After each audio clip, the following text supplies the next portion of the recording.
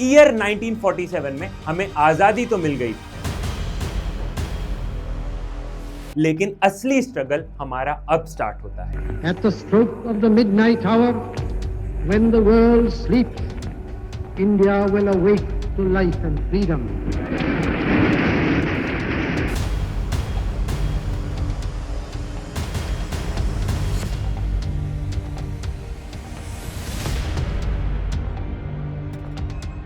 हमें बहुत डर था कि क्या ये देश टिक भी पाएगा, क्योंकि इस देश में 500 से अधिक प्रिंसली स्टेट्स थे, उन्हें भारत में जोड़ना था। यह वो भारत है जहां 1600 से ज्यादा भाषाएं बोली जाती हैं। यह वो भारत था जिसमें पार्टीशन का जख्म अभी हरा भरा था, जिसमें इंडिया का विभाजन हुआ था। यह वो भारत था जो कि डेमोक्रेसी की बात कर रहा था, लेकिन यहाँ के लोग पढ़े लिखे नहीं।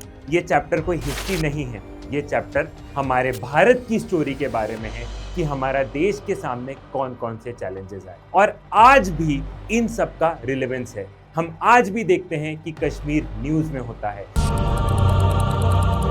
हम आज भी देखते हैं कि सारे स्टेट्स अपने भाषा के लिए लड़ रहे होते हैं, या बाउंड्री के लिए लड़ रहे होते हैं, या नदियों के पानी के लिए लड़ रहे होते हैं। चैलेंजेस ऑफ नेशन बिल्डिंग एक हिस्ट्री नहीं, ये आज के इंडिया को समझने की कहानी है। ये चैप्टर एक चैप्टर नहीं, ये चैप्टर इंडिया के ओरिजिन की कहानी है। नमस्कार, आप सभी का स्वागत है इस शानदार वीडियो में। मैं सिद्धार्थ पटेल आप सभी बच्चों का बहुत ही जोरों शोरों से स्वागत करता हूं, और मैं आपके लिए लेके आ गया हूं आपका नया चैप्टर, जो कि है challenges of nation building.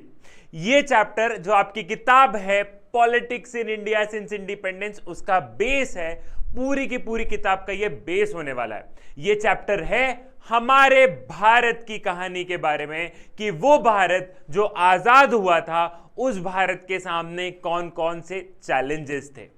Political science, और स्पेशली अगर आपको इस किताब politics in India since independence को पढ़ना है, तो मैं हमेशा बोलता हूं this book is all about story. और मेरी क्लास का एक रूल है, एक रूल ये है कि मैं आपको इमेजिन करवाते हुए चलूंगा, और आपको इमेजिन करना है। अगर मैं आपसे बोल रहा हूं कि आप हो ईयर 1947 में, या ईयर 1947 में ऐसे हुआ है, तो आपको सोचना है कि जब मेरा देश आजाद हुआ था तो उस समय 1947 में क्या क्या समस्याएं थी। आपको अपने आप को 1947, 1948 में लेके चलना होगा। तो शुरुआत करते हैं हम हमारे इस चैप्टर की, और आप सभी बच्चे मेरे साथ में पहुंच जाओ ईयर 1947 में। जस्ट इमेजिन अ सिचुएशन कि हम हैं अभी ईयर 1947 में। Challenges for new nation state. For new nation state मतलब क्या है भैया? फॉर न्यू नेशन स्टेट मतलब है इंडिया, भारत की बात हो रही है। ये वो भारत है जिसको अंग्रेजों ने आजादी दी है, तो ये हमारा एक न्यू नेशन है, क्योंकि हमारे देश का पार्टीशन हुआ है, हमारा एक नया देश जन्मा है। तो न्यू नेशन स्टेट के सामने क्या चैलेंजेस थे, ये हमारी पहली हेडिंग होने वाली है। At the hour of midnight on 14th and 15th August 1947, India attained independence. Jawaharlal Nehru, the first Prime Minister of Free India, addressed a special session of the Constituent Assembly that night.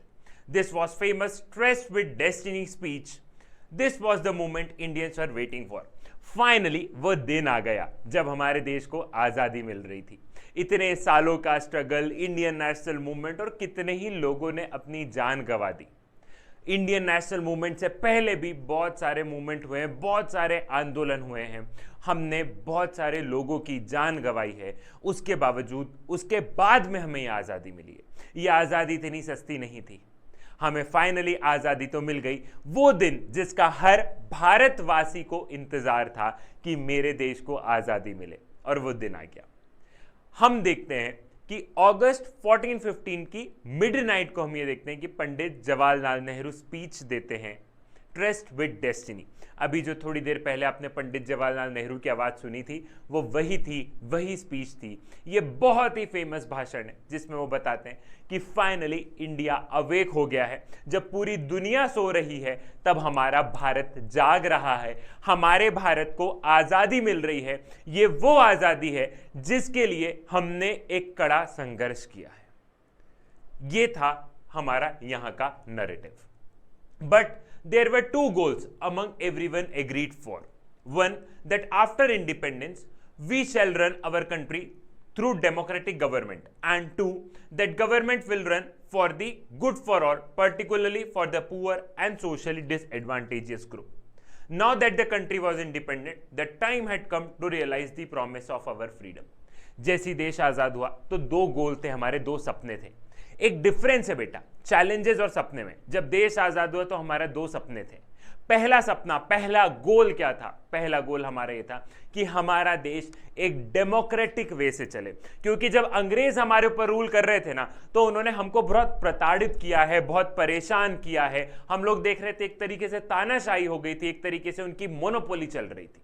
तो हम ये चाह रहे थे कि अब जो भारत की सरकार बनेगी वो सरकार डेमोक्रेटिक रहेगी, कि फिर ऐसी कोई सरकार ना आए जो कि सारा का सारा पावर खुद ले ले, और फिर ऐसी कोई सरकार ना आए जो कि तानाशाह बन जाए। इसलिए लोग और हमारे कॉन्स्टिट्यूएंट असेंबली के लीडर्स ये चाह रहे थे कि अब जो भारत रहेगा वो डेमोक्रेटिक वे से चलेगा। रीजन मैंने दे दिया क्यों। दूसरा था कि जो सरकार रहेगी वो सरकार सबका डेवलपमेंट करेगी।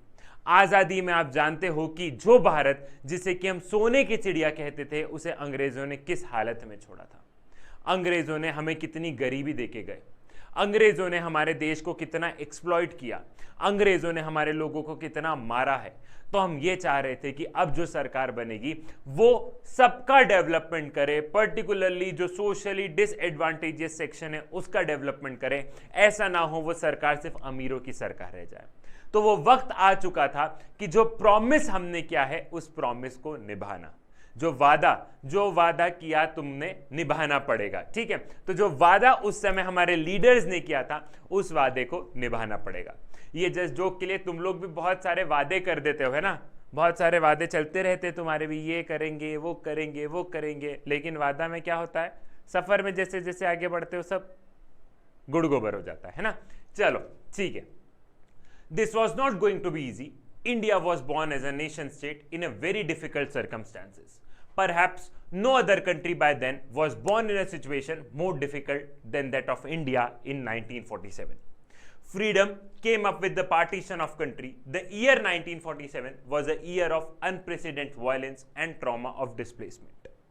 It was in this situation that independent India started on its journey to achieve several objectives. Yet the turmoil that accompanied independence did not make our leader lose the sight of multiple challenges that faced the new nation. अब हमने दो goals तो थे, लेकिन वही वाली बात है कि हमने बात कर दी है, लेकिन ये सरल नहीं था। हमारी जर्नी कठिन थी। उस जर्नी में, जिस जर्नी में हमें अंग्रेज छोड़ के गए, अब आगे का सफर हमारे लिए कठिन था। लेकिन फिर भी हम लोग क्या करते गए, फिर भी हम लोग आगे बढ़ते चले गए, आगे बढ़ते चले गए। आप इंडिया को कंपेयर करते होगे कि वो देश चाइना आगे निकल गया, वो ऐसा हो गया, वो वैसा हो गया, हम कहाँ रह गए। लेकिन ये कहा जाता है कि जिस कंडीशन में भारत को आज़ादी मिली ना, उस कंडीशन में शायद ही किसी दूसरे देश को आज़ादी मिली होगी। क्यों? क्योंकि हमारे देश में प्रिंसली स्टेट्स थे। क्यों? क्योंकि हमारे देश का पार्टीशन हुआ था। क्यों? क्योंकि हमारे देश में डाइवर्सिटी थी। क्यों? क्योंकि हमारे देश में स्टेट रीऑर्गेनाइजेशन का मुद्दा था, सबको अपनी अपनी भाषा के आधार पर स्टेट चाहिए थे। तो इंडिया के सामने दूसरे देशों से अगर तुम लोग कंपेयर करोगे तो उसके मुकाबले हमारे सामने चैलेंजेस भी तो कितने सारे थे। तो यह बोला जाता है कि आप कंपेयर नहीं कर सकते हो, जिस कंडीशन में भारत को आजादी मिली है आप उसको कंपेयर नहीं कर सकते हो। और उसके बावजूद हमारे जो लीडर्स थे, समस्याएं आई, हमारे लीडर्स ने हिम्मत नहीं हारी, हम आगे बढ़ते चले गए। साथ ही साथ लीडर्स को छोड़ो, मैं बोलता हूं हमारी जनता ने भी हिम्मत नहीं हारी, उन्होंने भी सरकार का साथ देती चली गई और देश आगे बढ़ते चले गया। एंड ट्रस्ट मी, जब आप ये पूरी किताब पढ़ लोगे तो आपको ऐसा लगेगा कि भारत के सामने बहुत सारे चैलेंजेस थे, लेकिन आज जिस स्थिति में भारत पहुंचा है, 1947 से लेके आज हम जिस स्थिति में पहुंचे हैं वो कमेंडेबल है। एक बार जोरदार तालियां हो जाए उस चीज के लिए, क्योंकि हमारे चैलेंजेस अधिक थे, हमारे चैलेंजेस बहुत थे। नो डाउट आज भी हैं, लेकिन अब हम लोग देख रहे हैं कि उन चैलेंजेस के मुकाबले अब थोड़े से कम है। ठीक है, हमने ये देखा कि हमारे जो लीडर्स थे उस समय, साथ ही साथ उन्होंने सारी जर्नी स्टार्ट की, उन्होंने मल्टीपल प्रॉब्लम्स को पहले ही भाप लिया था कि ये प्रॉब्लम्स आने वाले हैं, और वो धीरे धीरे धीरे धीरे आगे बढ़ते चले गए। ठीक है, पहले कुछ भारत इस तरीके से हुआ करता था, लेकिन हमने देखा कि पार्टीशन ने क्या कर दिया, पाकिस्तान अलग कर दिया। ठीक है, हम लोग देख रहे थे कि जो भारत है, इस भारत का विभाजन हो गया। Prime minister Jawaharlal Nehru speaking from the red fort on 15 अगस्त 1947। ये एक इमेज है जो कि आपके एनसीईआरटी में दी गई है कि 15 अगस्त 1947 को पंडित जवाहरलाल नेहरू स्पीच देते हुए, भारत को संबोधित करते हुए। जब भी आप नए सफर की शुरुआत करते हो तो बहुत सारी समस्याएं आती है, और इसी कोट के साथ में हम चैलेंजेस को पढ़ेंगे कि आप जब भी नए सफर की शुरुआत करते हो, भारत अपने नए सफर की ओर बढ़ रहा था। भारत आज़ादी के बाद में डेवलपमेंट की ओर बढ़ रहा था। जब भारत को आज़ादी मिली थी तो भारत के बहुत सारे सपने थे। भारत इस विश्व को रूल करना चाहता था। भारत आज भी इस विश्व को विश्व गुरु कहलाना चाहता है। और सपने क्यों ना हो, हर इंसान को सपने देखने का अधिकार है। हमारे भारत को भी सपने देखने का अधिकार है। वो सपना आपने देखा है। तो जब भारत ने अपने नए सफर की शुरुआत की तो हमारे प्यारे भारत के सामने बहुत सारे चैलेंजेस आए। जैसे आप भी अपने जीवन में जब कुछ अलग करने की सोचते हो तो बहुत सारे अनगिनत चैलेंजेस आते हैं, लेकिन सबका सल्यूशन एक होता है कि आगे बढ़ते चलो। रुकना क्यों है? एक बहुत ही फेमस कोट है, if you are going through hell, if you are going through hell, why to stop there, keep moving. अगर आप बहुत बुरी कंडीशन में चल रहे हो तो वहां रुकना क्यों? आगे बढ़ो ना। बुरे समय में रुकोगे तो वहीं रुक जाओगे, आगे बढ़ते चलोगे तो वो बुरा समय एक दिन निकल जाएगा। 3 challenges. Broadly independent India faced 3 kind of challenges. जब देश को आजादी मिली तो मोटे माटी तौर पे अगर हम लोग कहें तो भारत के सामने कितने चैलेंजेस थे भैया? 3 challenges थे। इंडिया के सामने 3 challenges थे। The first and the immediate challenge was to shape a nation that was united yet accommodative of diversity in our society. पहला और इमीडिएट मतलब आजादी के तुरंत बाद जो हमारे सामने चैलेंज आया था वो ये था कि हमारा देश यूनाइटेड रहे। ऐसा ना हो कि हमारा देश बिखर जाए। और यूनाइटेड के साथ साथ में भारत में जो डाइवर्सिटी है, इंडिया उस डाइवर्सिटी को अकोमोडेट कर ले, इंडिया उस डाइवर्सिटी को होल्ड ऑन कर ले, इंडिया उस डाइवर्सिटी की रिस्पेक्ट करते हुए, सभी की डाइवर्सिटी की रिस्पेक्ट करते हुए अपने आप को यूनाइटेड रखे। क्योंकि हम लोग देख रहे थे जब अंग्रेज थे तो अंग्रेजों ने हमारे साथ में डिवाइड एंड रूल बहुत ज्यादा खेला। डिवाइड एंड रूल के साथ में पार्टीशन, प्रिंसली स्टेट्स, बहुत सारे राजा महाराजा नहीं चाहते थे कि हम भारत के साथ में जुड़े। तो ये एक सबसे बड़ा चैलेंज था कि इंडिया अपनी बाउंड्री को सिक्योर करके रखे। इंडिया का फिर से कहीं पार्टीशन ना हो जाए, या इंडिया का कोई और हिस्सा इंडिया से अलग ना हो जाए। तो ये हमारे लीडर्स के सामने पहला चैलेंज, सबसे बड़ा चैलेंज उभर के सामने आया। India was a land of continental size and diversity. Its people spoke different languages and followed different culture and religion. At the time, it was widely believed that a country full of such kind of diversity could not remain together for long. Bharat का size भी देखोगे तो बड़ा है, diversity आप लोग जानते ही हो, और जितनी भारत में डाइवर्सिटी थी ना, उतनी डाइवर्सिटी शायद ही किसी कंट्री में होगी। और उस समय ऐसा माना जाता था कि इस डाइवर्सिटी के साथ दूसरे देश पता हंसते थे कि इस डाइवर्सिटी के साथ भारत अपने आप को होल्ड ऑन कर लेगा। सबको ऐसा लगता था ये तो लोग आपस में लड़ लेंगे, ये लोग तो आपस में लड़ लेंगे। उस समय ऐसा लग रहा था कि ये लैंग्वेज के नाम पे लड़ लेंगे। गुजरात वाले बोल देंगे हमें अलग चाहिए, महाराष्ट्र वाले बोल देंगे हमें अलग चाहिए, साउथ इंडिया अलग बोल देंगे, नॉर्थ इंडिया वाले अलग बोल देंगे। उस समय अंग्रेजों को भी यही लग रहा था कि इतनी डाइवर्सिटी के साथ में होल्ड ऑन करना बड़ा मुश्किल सा है। तो ये एक तरीके से हमारे लिए चैलेंज था। फिर the partition of country appear to prove everyone worse fear. There was a serious question about the future of India. जो पार्टीशन ऑफ इंडिया था उसने बहुत ज्यादा फियर, लोगों के मन में बहुत सारे फियर्स लेके आ गया था, और पार्टीशन बहुत सारे सीरियस क्वेश्चन हमारे सामने लेके आया था। वो सीरियस क्वेश्चन क्या थे? Would India survive as a unified country? Would it do so by emphasizing national unity at the cost of every other objective? What it mean rejecting all regional and sub national identity? सबसे पहला तो था कि India survive भी कर पाएगा। उस समय सब लोग सोचते थे कि क्या भारत सरवाइव भी कर पाएगा या बड़ी बड़ी बातें ही मार रहा है। दूसरा कि इंडिया क्या यूनिटी का ऑब्जेक्टिव सबसे ऊपर रख के बाकी सारे ऑब्जेक्टिव को दबा देगा। और भी तो एक देश के बहुत सारे काम होते हैं, तो क्या इंडिया सिर्फ यूनिटी को प्रायोरिटी रखेगा, बाकी सबकी आवाज कुचल देगा।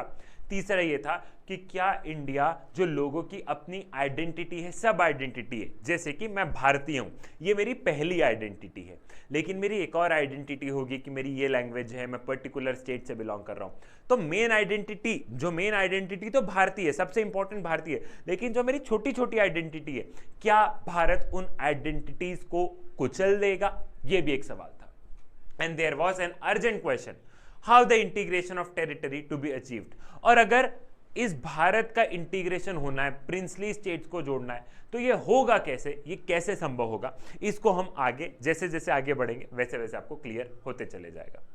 The second challenge was to establish democracy. India adopted representative democracy based on the parliamentary form of government. These features ensured that political competition will take place in a democratic framework. A democratic constitution is necessary but not sufficient for establishing democracy. The challenge was to develop democratic practices in accordance with the constitution. दूसरा challenge था वो ये था democracy को establish करना, कि भारत ने बोल तो दिया है, क्या बोल दिया है कि हम डेमोक्रेसी को अडॉप्ट करेंगे, लेकिन क्या भारत वाकई में डेमोक्रेसी को अडॉप्ट कर पाएगा। क्यों? क्योंकि भारत के तो लोग पढ़े लिखे ही नहीं है। तुम्हें इमेजिन करना है बेटा 1947 को, आज के भारत को इमेजिन मत करो। 1947 में लोगों को इतनी नॉलेज नहीं थी, लोग पढ़े लिखे भी नहीं थे, लोग इलिटरेट थे। 84 से 85% लोग इलिटरेट थे। एजुकेशन की तो बात ही नहीं कर रहा हूं मैं, इलिटरेसी की बात कर रहा हूं कि क्या इन सारी चीजों को देखते हुए क्या भारत में डेमोक्रेसी रह जाएगी। लोगों को समझ कैसे आएगा वोट किसको करना है, लोगों को जानकारी नहीं है, लोग तो पढ़ना लिखना भी नहीं जानते। बहुत सारे चैलेंजेस थे। अच्छा, एक चीज और होती है कि बहुत सारी कंट्री बोलती है कि हम डेमोक्रेसी लेके आएंगे, चाइना, पाकिस्तान, रशिया, हम लोग देखते हैं कि बहुत सारी कंट्री क्या बोलती है कि डेमोक्रेसी है, लेकिन एक चीज होती है बोलना और करना। कुछ करोगे भी या सिर्फ बोलोगे। तो हमेशा ये होता है कि क्या जो बोलोगे वो करोगे भी कि नहीं। जैसे तुम बहुत कुछ बोलते हो लेकिन करते क्या हो, मस्त आराम। तो वही सवाल क्या था, वही सवाल हम लोग देख रहे थे कि भारत के सामने भी था कि अगर भारत ने बोला है कि हम डेमोक्रेसी लेके आएंगे, तो डेमोक्रेसी वाकई में इंडिया कैसे लेके आएगा, ये अपने आप में चैलेंज था। और डेमोक्रेसी सिर्फ बोलना नहीं है, आप सिर्फ कॉन्स्टिट्यूशन दे दो। यहां पे जो बहुत इंपॉर्टेंट लाइन की गई है कि एक कॉन्स्टिट्यूशन देने से डेमोक्रेसी नहीं आ जाती है, सिर्फ चुनाव होने से डेमोक्रेसी नहीं आती है, लोगों का इन्वॉल्वमेंट होना चाहिए। डेमोक्रेसी में क्या बोला जाता है, the power is with the people. तो सिर्फ एक बार चुनाव करवाने देने से आप डेमोक्रेसी नहीं बोल सकते हो। क्या लोग प्रोटेस्ट कर सकते हैं? क्या सरकार लोगों की बात मानेगी? क्या चुनी हुई सरकार को लोग एक तरीके से प्रोटेस्ट करके उसका कानून वापस दिलवा सकते हैं? ये तमाम तरीके के क्वेश्चंस होते हैं। इंडिया ने रिप्रेजेंटेटिव डेमोक्रेसी को अपनाया है। ये आपने क्लास 11 में भी पढ़ा है, जहां पे पार्लियामेंट्री फॉर्म ऑफ गवर्नमेंट है, हमारे डिबेट एंड डिस्कशन पार्लियामेंट में होते हैं। और यहां कॉम्पिटिटिव डेमोक्रेसी है। कॉम्पिटिटिव डेमोक्रेसी मतलब कि यहां पे ऐसा नहीं है कि एक ही पॉलिटिकल पार्टी है और सब उसी को वोट दे रहे हैं। यहां पे अनेक पॉलिटिकल पार्टी है, बहुत सारे कैंडिडेट है, प्रॉपर कॉम्पिटिशन हो रहा है, लोगों के पास में प्रॉपर चॉइसेस है। क्लियर है? The third challenge was to ensure the development and well-being of entire society and not only some section. The Constitution laid down the principle of equality and special protection to socially disadvantaged group and cultural communities. ठीक है। तीसरा challenge क्या था कि हमें development करना है, कि भैया तुमने देश की यूनिटी को होल्ड ऑन कर लिया, पहला चैलेंज कर लिया, उस पर काबू पा लिया, वेरी गुड, डेमोक्रेसी आ गई, बढ़िया है। लेकिन तीसरा चैलेंज कि आपको देश का विकास भी तो करना होगा। सबका साथ सबका विकास मतलब कि देश में सभी का विकास करना होगा। ऐसा नहीं है कि आप किसी पर्टिकुलर सेक्शन का विकास करोगे, आप सिर्फ अमीरों का करोगे या आप सिर्फ गरीबों का करोगे। आपको सबको साथ में लेके चलना पड़ेगा, क्योंकि 1947 में देश की हालत बहुत खराब थी। बहुत ज्यादा खराब थी। तो सरकार को डेवलपमेंट करना होगा। जिस गरीबी में हमें अंग्रेज छोड़ के गए, उस गरीबी से बाहर सरकार को निकालना पड़ेगा। तो यहां पर यह एक सवाल था। ऑल्दो हमारा कॉन्स्टिट्यूशन बात करता है इक्वालिटी की, सोशली डिसएडवांटेजेस सेक्शन के लिए स्पेशल स्कीम्स की, साथ ही साथ अगर हम लोग देखें कि हमारे कॉन्स्टिट्यूशन में directive principle of the state policy, welfare goals, ये सारी की सारी चीजें लिखी है। डीपीएसपीज आप लोग जानते ही हो कि हमारे कॉन्स्टिट्यूशन में डीपीएसपीज के बारे में बताया गया है कि सरकार को वो डायरेक्शन दे रहे हैं कि कुछ लोगों के लिए ऐसी पॉलिसीज लेके आओ। तो वो आप इस चैलेंज से लिंक करोगे, क्योंकि उस समय ये चैलेंज था, तो उस समय सोचा गया कि डीपीएसपीज लाओ। डीपीएसपीज एक तरीके से सरकार को डायरेक्शन देंगे कि आपको किस तरीके से काम करना है।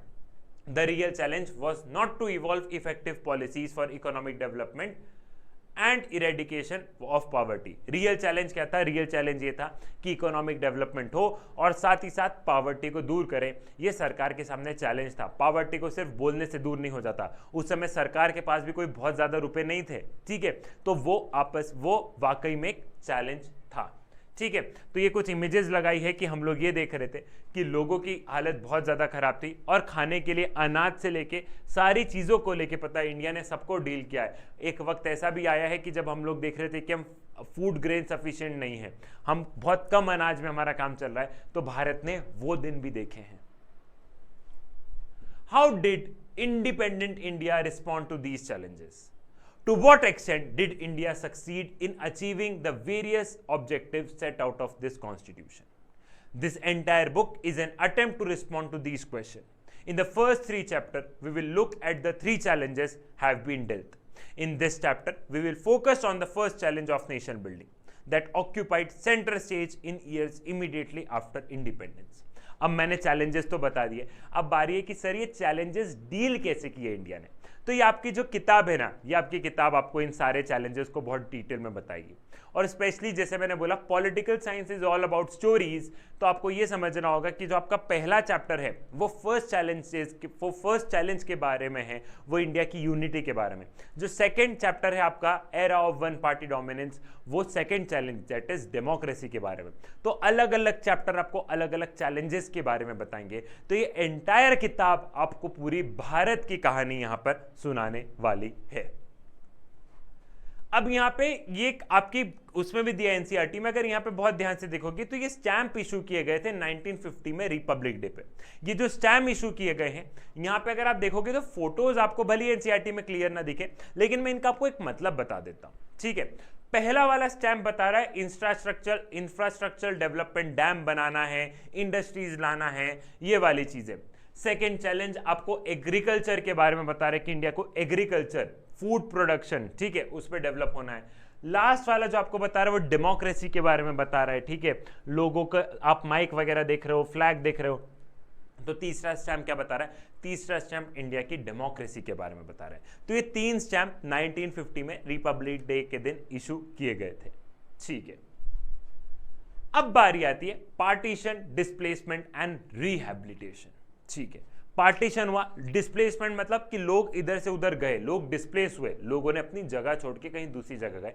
रिहैबिलिटेशन, जब वो डिस्प्लेस हुए तो फिर वो वहां पे फिर कहां गए, वहां पे कैसे रहे, इन तमाम तरीके की कहानी को जरा अपने को समझना है, ठीक है। On 14th and 15th August 1947, not one but 2 nation states came into existence, India and Pakistan. This was the result of the partition, the division of British India into India and Pakistan. अगर आप बात करोगे तो 14th और 15th अगस्त के दिन एक नहीं 2 देश एग्जिस्ट कर रहे थे। एक भारत था, उसका अंग्रेज 2 देश बनाकर चले गए। एक देश था इंडिया, दूसरा देश था पाकिस्तान। तो सिर्फ उस समय जो बोला गया कि एक देश नहीं 2 देशों को आज़ादी मिली है, ये उस समय हिस्ट्री में और उस समय कुछ इस तरीके से नरेटिव था एक ही देश, लेकिन वो 2 देशों में विभाजित हो चुका था। According to the 2 nation theory advanced by the Muslim League, India consisted of not one but 2 people, Hindus and Muslims. That is why it demanded Pakistan, a separate country for the Muslim. The Congress opposed this theory and demand for the Pakistan. But several political development in 1940s, the political competition between Congress and the Muslim League, and the British rule lead to the decision for creation of Pakistan. हम लोग देखते हैं कि हमारे देश में partition की theory जो है वो है टू नेशन थ्योरी। ये मोहम्मद अली जिन्ना, ठीक है, ये पाकिस्तान के पहले प्राइम मिनिस्टर थे। इन्होंने टू नेशन थ्योरी को बहुत ज़्यादा प्रोपोगेट किया गया। उन्होंने बोला, जब पूरा भारत एक था, कि इंडिया में दो लोग सबसे ज़्यादा रहते हैं, एक है हिंदू, दूसरे मुस्लिम, और उन्होंने बोला है कि इन दो लोगों के लिए एक देश नहीं हो सकता है, ठीक है। वो बोलते हैं कि दो लोगों के लिए दो देश होना चाहिए, एक मुस्लिम के लिए अलग देश होना चाहिए, एक देश और होना चाहिए। तो टू नेशन थ्योरी के चलते हमारे देश का पार्टीशन हुआ। यहाँ पे हम लोग देख रहे थे कि इसमें बहुत सारे फैक्टर्स थे। इनिशियली कांग्रेस ने बहुत ज़्यादा रेजिस्ट किया। कोई भी बोलेगा कि भारत का डिवीजन हो तो कोई भी रेजिस्ट करेगा। तो हम लोग देखते कि इनिशियली कांग्रेस ने रेजिस्ट किया, लेकिन बाद में जब मुस्लिम लीग नहीं माना तो ये चीज़ आगे बढ़ते चली गई। उसके बाद हम लोग देखते हैं कि अंग्रेज भी थे, अंग्रेज भी ये सोच रहे थे कि हम इनको छोड़ के जाए तो इनकी समस्या चलती रहे, अगर हम इनकी सारी समस्या निपटा देंगे तो अंग्रेज का पता है लॉजिक ये था कि ये लोग अगर समस्या में रहेंगे तो जीवन भर हमारे पास में आएंगे, मालिक भैया हेल्प करो, हेलो सर हेल्प करो, हेलो हेल्प करो। तो उन्होंने सोचा है कि अगर इनको समस्या दे देंगे तो ये जीवन भर हमारे हाथ पैर दबाएंगे। उनका लॉजिक सिंपल से ये था। साथ ही साथ वो डिवाइड एंड रूल ऑलरेडी करके हम पे राज करते चले गए, divide and rule, divide and rule. तो ये सारे एक तरीके से बीज थे हमारे देश के पार्टीशन के। प्रोसेस ऑफ पार्टीशन, अब जरा पार्टीशन का थोड़ा सा प्रोसेस समझ लेते हैं। Thus, it was decided that what was still then known as India would be divided into two countries, that is India and Pakistan.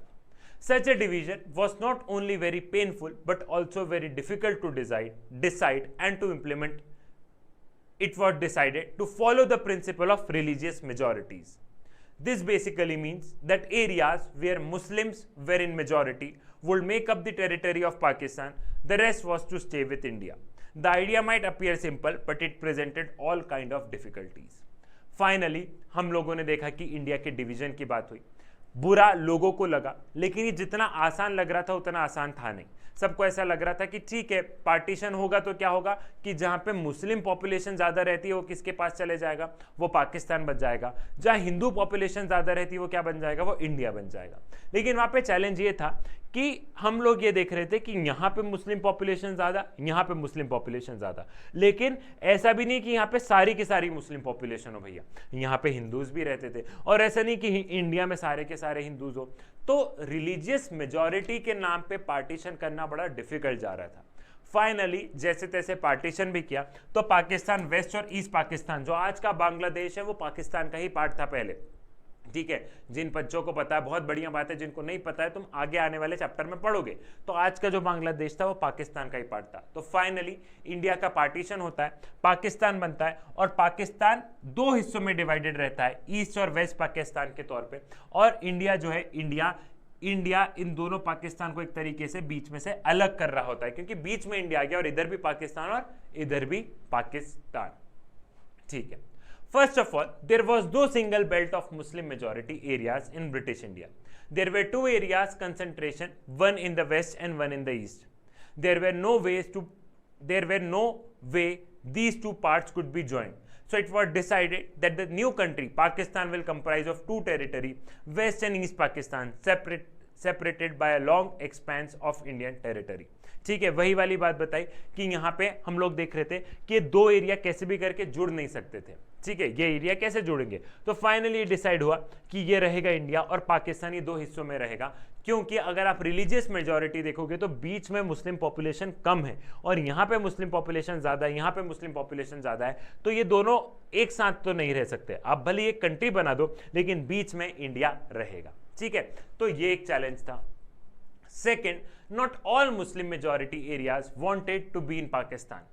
Khan Abdul Ghaffar Khan, the undisputed leader of Northwestern Frontier Province, also known as Frontier Gandhi, was staunchly opposed to the two-nation theory. Eventually, his voice was simply ignored and NWFP was made to merge with the Pakistan.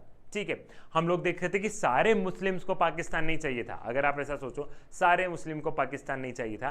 कुछ बोल रहे थे क्योंकि फिर भी दिल है हिंदुस्तानी, उनको भारत से लगाव था। वो बोल रहे थे कि नहीं भैया हमें पाकिस्तान नहीं चाहिए, इस पूरे देश को एक ही रहने दो। यहां पे एक एग्जाम्पल जो आपकी किताब में दिया गया है वो है खान अब्दुल गफर खान का। खान अब्दुल गफर खान जो थे वो एक तरीके से गांधीयन आइडियोलॉजी पे, ठीक है, गांधीयन आइडियोलॉजी पे विश्वास करते थे।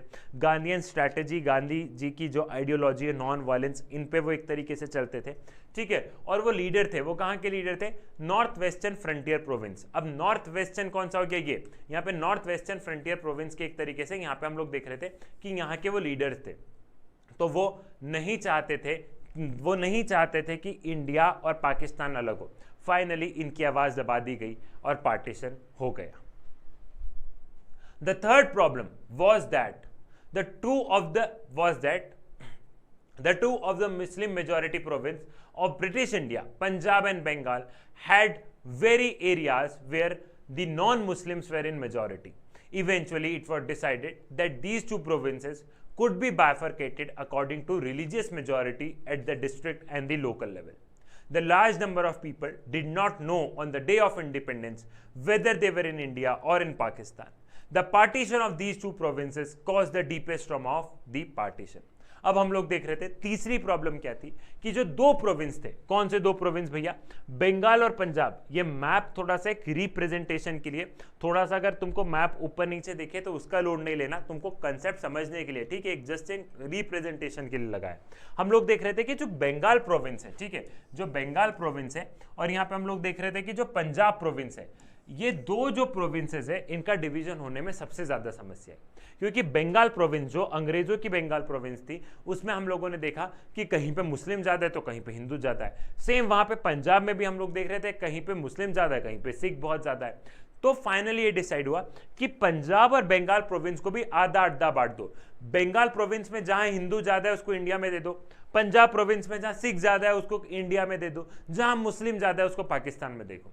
तो हमने ये देखा कि स्पेशली हम लोग ये देखते हैं कि बंगाल प्रोविंस का भी डिवीजन होता है और पंजाब प्रोविंस का भी डिवीजन होता है। इसलिए तुमको समझ में आया वेस्ट बंगाल क्यों कहते हैं, इसलिए तुमको समझ में आया वेस्ट बंगाल क्यों कहते हैं, जबकि वो तो ईस्ट डायरेक्शन में। वेस्ट बंगाल इसलिए कहते हैं, यहां से समझो, वेस्ट बंगाल इसलिए कहते हैं क्योंकि यहां पे ये ईस्ट बंगाल के साइड में है, इसलिए हम इसको वेस्ट बंगाल कहते हैं। ये जो एरिया है ये पहले पूरा बंगाल प्रोविंस का पार्ट था ना, तो ईस्ट बंगाल बन गया पाकिस्तान का पार्ट और वेस्ट रह गया इंडिया का पार्ट, ठीक है। तो इसलिए वो वेस्ट बंगाल वैसे करके हुआ। ये वाली चीज भी तुमको यहां पर क्लियर हो गई है। बहुत सारे लोगों को पता है पार्टीशन वाले दिन पता ही नहीं था कि वो भारत का पार्ट है पाकिस्तान का, उनको पता ही नहीं कौन सा इंडिपेंडेंस डे संभालना है, कौन सा इंडिपेंडेंस डे बनाना है। तो पार्टीशन एक तरीके से क्या करके गया, पार्टीशन एक तरीके से ट्रॉमा दे के चले गया। पार्टीशन एक तरीके से हम लोग देख रहे थे कि लोगों के दिल में बहुत सारे जख्म देकर चले गया। This was related to the fourth and the most intractable of all the problem of the partition. This was the problem of minorities on the both side of border. Lack of Hindu and Sikh in the area that were now in Pakistan and equally large number of Muslim on Indian side. They were undesirable aliens in their own home in the land where they and their ancestor had lived for a century. और fourth और जो सबसे important problem था वो था problem of minority, कि आपने देश तो अलग कर दिया है, आपने देश तो अलग कर दिया है, आपने ये तो कर दिया कि इंडिया और पाकिस्तान है, लेकिन फिर भी माइनॉरिटीज तो है ना। बहुत सारे हिंदूज जो थे जो कि पाकिस्तान में रह रहे थे, वो तो एक तरीके से हो गए कि हमारे बाप दादा की जायदाद है, ये हमारा देश था, ये हमारा एरिया था, लेकिन आज हम इस जगह पे एक एलियन बन के रह गए हैं क्योंकि हमको या तो यहाँ से भागना पड़ेगा। सेम वैसे ही बहुत सारे मुस्लिम जो कि इंडिया में रह रहे थे, उनको ऐसा लग रहा था कि भाई यहाँ पे तो हम कब से रह रहे हैं, अब हमको कहाँ जाना पड़ेगा, हमको हो सकता है पाकिस्तान में जाना पड़े। तो बहुत सारे वो लोग जो कि बहुत समय से रह रहे हैं, उनको ऐसा लग रहा था कि वो अपने देश में क्या होगा, वो अपने देश में एलियन बन के रह गए। तो पहला पार्टीशन के क्या क्या प्रॉब्लम थे? पहला प्रॉब्लम तो ये था, पार्टीशन को अगर आप बहुत ध्यान से देखो तो पहला ये था कि कोई भी सिंगल बेल्ट नहीं था मुस्लिम वाला, तो इसलिए बीच में इंडिया आया, एक तरफ वेस्ट पाकिस्तान, एक तरफ ईस्ट पाकिस्तान। दूसरा, पाकिस्तान में हमने क्या देखा कि सारे मुस्लिम्स को क्या था, सारे मुस्लिम्स को पार्टीशन नहीं चाहिए था। तीसरा, हमने यहाँ पे क्या देखा कि बंगाल और पंजाब प्रोविंस में क्या था, बंगाल और पंजाब प्रोविंस में सबसे ज्यादा समस्याएं आई क्योंकि वहां पे हम लोग देख रहे थे हिंदू और मुस्लिम दोनों पॉपुलेशन थी। चौथा, हम लोगों ने ये देखा कि सारे मतलब स्पेशली जो माइनॉरिटीज थे, दोनों साइड के जो माइनॉरिटीज थे, उनके मन में बहुत ज्यादा डर था। तो ये 4 प्रॉब्लम्स क्या थी? ये 4 प्रॉब्लम्स हम लोगों ने पार्टीशन के वक्त पर देखी और लोगों के डर में देखी। As soon as it became clear that the country was going to be partitioned, the violence started at an unprecedented level against the communities who were lesser in number in their respective areas. No one had quite anticipated the scale of this problem. No one had any plans for handling this. Initially, the people and the political leader kept hoping that this violence was temporary and would be controlled soon. But very soon the violence went out of control. हम लोग देखते हैं कि जैसे ही partition की खबर आई, violence हो गया, वॉयलेंस बहुत ज़्यादा इरप्ट हो गया, लोग एक दूसरे को मारने लग गए। पाकिस्तान में जो हिंदूज थे, मतलब पाकिस्तान वाले एरियाज में जो हिंदूज थे उनको वहाँ पे मारा गया, इंडिया में जो मुस्लिम्स थे उनको यहाँ पे मारा गया, जो कम नंबर में था उनको मारा गया। और लोगों को उस समय जो लीडर्स थे उनको समझ नहीं आया कि इसको कैसे कंट्रोल करना है। लीडर्स ने सोचा भी नहीं था कि वॉयलेंस इतना बड़ा हो जाएगा। उनको लगा कुछ दिन का है, चलेगा, 2-4 लोग मरेंगे करेंगे, मतलब बुरा ऑफकोर्स लग रहा था, लेकिन उन्होंने नहीं सोचा था कि वॉयलेंस इतना बड़ा हो जाएगा। उन्होंने ये देखा कि अब ठीक है हो जाएगा, लेकिन ये वॉयलेंस एक बहुत बड़ा उभर के निकला और बहुत सारे लोगों की जान चली गई। अगर आप इमेजेस में देखोगे तो बहुत सारे लोगों की जान चली गई। उस समय बहुत सारे न्यूज़पेपर में आ रहा था इतने लोग मर गए, ऐसा हुआ। पूरे वर्ल्ड में एक तरीके से हम लोग देख रहे थे कि इंडिया की बात और पाकिस्तान की बात चल रही थी कि इतने सारे लोगों की क्या हुई, इतने सारे लोगों की डेथ हो गई। Such communities on the both side of border were often compelled to leave their homes at few hour notice. और हम लोग देख रहे थे कि इन कम्युनिटीज़ को अपना घर छोड़ना पड़ा कुछ घंटों के नोटिस पे। जैसे कि फॉर एन एग्जांपल पाकिस्तान में कोई हिंदू रह रहा है, तो वो देख रहे हैं कि इतना ज़्यादा वायलेंस हो रहा है, तो उन्होंने सोचा कि यहाँ से भागना ही सही है। और भागने के लिए उनको ऐसा भी नहीं है, निकलने के लिए ऐसा भी नहीं कि उनको प्रॉपर समय दिया गया। फ्यू आवर नोटिस में उनको था कि ज़्यादा रुक गए भैया तो हम भी मर जाएंगे, भागो। तो हम लोग ये देख रहे थे कि फ्यू आवर नोटिस में लोगों को इधर से उधर होना पड़ा।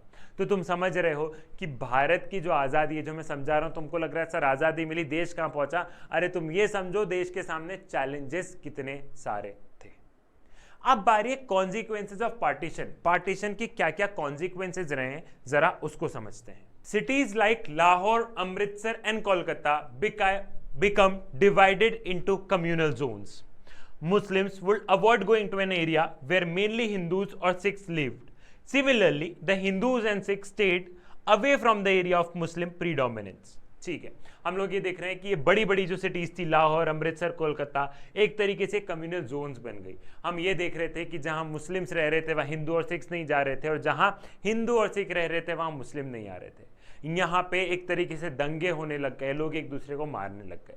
वहीं ये इमेज आपको अ ट्रेन फुल ऑफ रेफ्यूजी दिखा रहे हैं कि लोग इधर से उधर माइग्रेट कर रहे हैं, लोग इधर से उधर माइग्रेट कर रहे हैं, इस देश से उस देश में जा रहे हैं। ये ट्रेन आपको वो तस्वीर दिखा रही है। Minorities on both sides of the border fled their home and often secured temporary shelter in refugee camps. जो माइनॉरिटी दोनों तरफ थी, ठीक है, वो अपने घर बार छोड़ के रेफ्यूजी कैंप्स में चली गई। रेफ्यूजी कैंप क्या था? ये सरकार ने बनाए थे टेम्पररी, उसमें कि जो लोग आ रहे हैं, फॉर एग्जांपल कोई पाकिस्तान छोड़ के आ रहे हैं इंडिया, तो वो कहाँ रहेगा, ठीक है। तो यहाँ पे हम लोग देख रहे थे कि लोग रेफ्यूजी कैंप में शरण ले रहे थे, अपने घर बार, जमीन जायदाद सब छोड़कर। They were often found unhelpful local administration. वो लोकल एडमिनिस्ट्रेशन को बहुत ज़्यादा अनहेल्पफुल पा रहे थे। क्यों? क्योंकि उनको लग रहा था ये पुलिस, ये लोग तो अपने थे ना। अब वो लोकल एडमिनिस्ट्रेशन की हेल्प भी नहीं कर पा रहा था, वो भी बेबस थे। वो क्यों बेबस थे? क्योंकि लोकल एडमिनिस्ट्रेशन को भी नहीं पता था कि हम किधर जाना है, हमको इंडिया में जाना है कि हमको पाकिस्तान में जाना है। तो लोग जो एडमिनिस्ट्रेशन, जो सरकार से भी जो समय उम्मीद कर रहे थे, वो भी अनहेल्पफुल थी, क्योंकि उस समय सरकार के मन में भी इतनी कोई विशेष क्लैरिटी नहीं थी। साथ ही साथ जो हम लोग प्रॉब्लम्स देख रहे थे वो विमेन के साथ देख रहे थे। Thousands of womens were abducted. हम लोग देख रहे थे कि बहुत सारी विमेन्स को किडनैप कर लिया गया, गायब कर दिया गया, और एक तरीके से जो उनको अबडक्ट कर रहा था, जो किडनैप कर रहा था, जो ले जा रहा था, उनको फोर्सफुली अपने रिलीजन में कन्वर्ट करवा रहा था। कुछ लोगों ने तो अपने घर की महिलाओं को खुद मार दिया to protect their family honour. जैसे फॉर एग्जांपल एक किसी इंसान को लग रहा है कि मैं इस कंट्री से उस देश में जा रहा हूँ, रास्ते में अगर मेरी बीबी या मेरी बेटी या मेरी बहन को अगर पकड़ लिया तो ये लोग रेप कर सकते हैं, ये लोग फोर्सफुल कन्वर्जन कर सकते हैं। तो उन्होंने सोचा कि अगर मुझे मेरी फैमिली की इज्जत बचानी है तो उन्होंने अपने घर की महिलाओं को मार दिया। इससे बुरा एक्सपीरियंस क्या होगा। Many children were separated from their parents, और बहुत सारे बच्चे अपने माँ बाप से दूर हो गए। ठीक है, आप हॉस्टल जाओगे तो आपको लगेगा कि कहाँ मम्मी पापा रह गए। तो ये पार्टीशन के वो जख्म है जो कि मैं आपको बता रहा हूँ, जो कि आज भी हैं कुछ लोगों के मन में। Writer and poet and film maker in India and Pakistan have expressed ruthless of killings and suffering of displacement and violent in their novels, short script, poems and films. They often say it as a division of hearts. जो उस समय के writer, poets, ये सब लोग थे, उन्होंने इसको डिवीजन ऑफ हार्ट्स बोला है। उन्होंने बोला है कि नहीं, ये जो हो रहा है ये हमारे दिलों को अलग कर रहा है, हम तो एक थे ना। तो उस समय के जितने भी राइटर, पोएट, जो भी आर्टिस्ट थे, उन्होंने इसको क्या किया है, उन्होंने इसको सपोर्ट नहीं किया। दो दिल का बिछड़ना, ठीक है। तो दो दिल के बिछड़ने को तुम ज़्यादा अच्छे तरीके से समझ पाते होगे कि क्या दुख होता है। अभी तुम ऐसे करने लग जाते तो सोचो उस समय तो क्या स्थिति रही होगी।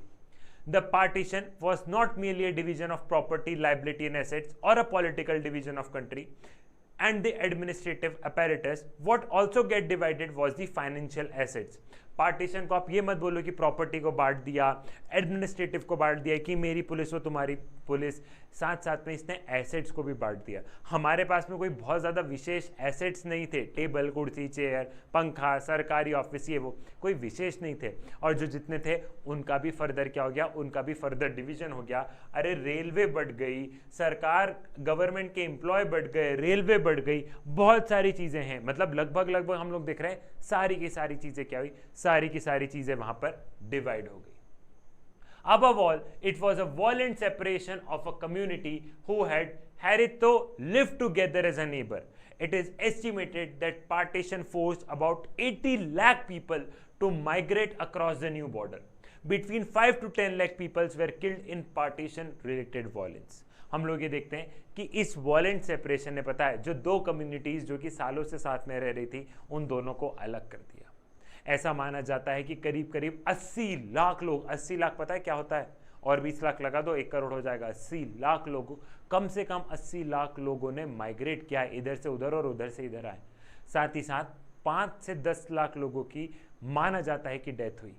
एक बार गूगल पे करना, क्या करना है कि कोविड-19 में, कोरोना में भारत में कितनी डेथ हुई है, तो तुम देखोगे ना, तो पार्टीशन के आंकड़े के लगभग कम भी आ सकता है, बराबर भी आ सकता है। लेकिन तुमको ऐसा लगेगा कि पार्टीशन, जब तुम कोरोना को तुम हवा बना सकते हो, क्या हो रहा है, तो तुम समझो कि उस समय पार्टीशन में कैसी स्थिति रही होगी। मैं बस चाह रहा हूं तुम वो पेन को फील करो जो उस समय हमारे देश और हमारे देश के लोगों ने फील किया है। Beyond the administrative concern and financial strain, however, partition posed another deeper issue. The leader of the Indian struggle did not believe in two-nation theory, and yet partition on religious basis has taken place. Apart from administrative और financial constraint की बात करें कि administration बढ़ गया, पैसे बढ़ गए, और भी बहुत सारे डीपर इश्यूज, बहुत सारे मुद्दे लेके आया। हमारे लीडर्स नहीं चाह रहे थे, जो भारत के लीडर्स थे वो नहीं चाह रहे थे कि रिलीजन के बेसिस पे पार्टीशन हो स्पेशली, लेकिन फिर भी हो गया। अब फिर भी हुआ तो बहुत सारे सवाल उभर के आए, जरा अपन उसे समझ लेते हैं। Did that make India a Hindu nation automatically even after large scale migration of Muslim to the newly created Pakistan? The Muslim population in India accounted for the 10 to 12% of the total population in 1951। क्या partition ने भारत को हिंदू राष्ट्र बना दिया है? हम भले बोल रहे हैं कि बहुत सारी मुस्लिम पॉपुलेशन कहाँ पे चली गई, पाकिस्तान में चली गई, लेकिन फिर भी 10 से 12% की पॉपुलेशन उस वक्त थी। उस वक्त इंडिया में 10 से 12% की पॉपुलेशन मुस्लिम की फिर भी भारत में ही रह गई थी। So how did the government of India treat its Muslim citizens and other religious minorities, Sikh, Christian, Jain, Buddhist, Parsis and Jews? The partition has already created severe conflict between the two communities. हम लोग ये देख रहे थे, तो भारत सरकार के सामने सवाल था कि पार्टीशन हो गया, जिन लोगों को जाना था वो चले गए, अब जो लोग रह गए हैं उनको भारत सरकार कैसे ट्रीट करेगी। अब जो इंडिया में जो माइनॉरिटी रह गई है, सिख, मुस्लिम, बुद्धिस्ट, जैन, इनको भारत सरकार कैसे ट्रीट करेगी। पार्टीशन ने ऑलरेडी, जो लास्ट लाइन है, पार्टीशन ने ऑलरेडी दो कम्युनिटीज के बीच में क्या कर दिया था, दो कम्युनिटीज के बीच में ऑलरेडी कॉन्फ्लिक्ट क्रिएट कर दिया था। There were competing political interests behind these conflicts. The Muslim League was formed to protect the interests of the Muslim in the colonial India. It was in the forefront of the demand for separate Muslim nation. Similarly, there were organizations which were trying to organize the Hindu in order to turn India into Hindu nation. But most of the leaders of the national movement believe that India must treat person of all religion. हम लोग देख रहे थे कि उस समय बहुत सारे पॉलिटिकल इंटरेस्ट थे, इसलिए कॉन्फ्लिक्ट उभर के निकले। मुस्लिम लीग को सत्ता चाहिए थी तो उन्होंने मुस्लिम लीग बना ली, टू नेशन थ्योरी दे दी, उन्होंने मुस्लिम्स को प्रोटेक्ट करने के लिए अपनी एक थ्योरी बना ली। सेम वैसे हम लोग देख रहे थे कि हिंदू रिलीजन के लिए भी बहुत सारी ऑर्गेनाइजेशन बन चुकी थी। लेकिन जो हमारे इंडियन नेशनल मूवमेंट के लीडर्स थे वो ये चाह रहे थे कि नहीं, भारत जो होगा वो सभी को इक्वली ट्रीट करेगा। ठीक है, तो यहां पे अब तक हमने जितना पढ़ा, हमने सबसे पहले भारत के गोल्स के बारे में पढ़ा कि जब देश को आज़ादी मिली थी तो दो गोल्स थे हमारे। कौन कौन से गोल्स थे, एक बार कोई रिकैप करते हुए आते। दो गोल्स थे हमारे, कौन कौन से गोल थे भैया, एक तो डेमोक्रेसी का था, एक तो डेवलपमेंट फॉर ऑल। फिर हमने देखा कि भारत के सामने तीन चैलेंजेस थे, एक तो यूनिटी, पूरे देश को unity, at the same time diversity, दूसरा डेमोक्रेसी, तीसरा हम लोग देख रहे थे डेवलपमेंट फॉर ऑल। फिर हमने देखा कि पार्टीशन में क्या क्या चैलेंजेस आए, पार्टीशन की क्या क्या प्रॉब्लम्स थी, हमने उन चार प्रॉब्लम्स के बारे में पढ़ा।